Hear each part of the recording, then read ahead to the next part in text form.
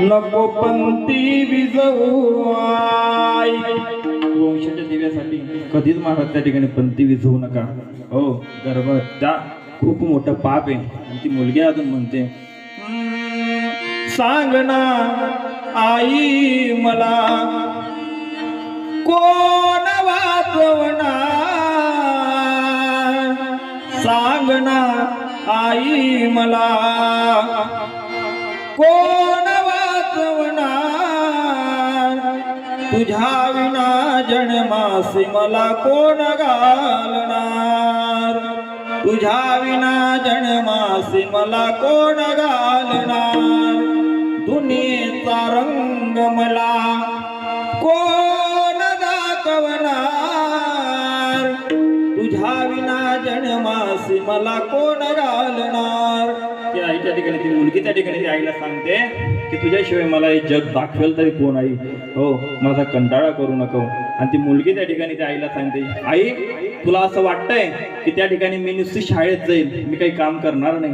मी तुला वचन देते की मी ज्या वेळेस घरी येईल ना त्यावेळेस तुला सगळे घरातले कामाला करू लागत जाईल. ती म्हणते, होईन मी मोठी शिकून शिकून मारीना बरारी पाकरी होऊन. शाळेतून आल्यावर काम करणार.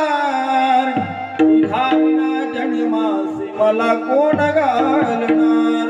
त्या ठिकाणी मुलीची भावना आहेत, मुलीच्या भावना आहेत. मुलगी त्या ठिकाणी आईला विनंती करते, आई मला मारू नको. तू जसं जग बघितलंय तसं मला पाहू दे. आणि तुला असं वाटतंय की माझा जन्म झाल्यानंतर माझे वडील नाराज होतील. हो, पण असं जगामध्ये बाप नाही महाराज की मुलगी जन्माला आल्यानंतर नाराज होईल. हो, ती मुलगी त्या ठिकाणी त्या आईला सांगते, तुला आता वाटतंय की माझे वडील नाराज आहेत, पण एक दिवस असा येईल ज्यावेळेस मी माझं लग्न होईल ना आणि मी ज्यावेळेस माहेर सोडून सासरी जाईल त्यावेळेस सगळ्यात जास्त माझे बाबा रडतील. होईन मी मोठी शिकून शहाणी मारीन बरारी पाकरी होऊनी. शाळेतून आल्यावर काम करणार. तुझ्या विना जन्मासी मला कोण घालणार. ती मुलगी पुढे म्हणते, होईन मी जेव्हा राजाची घराणी.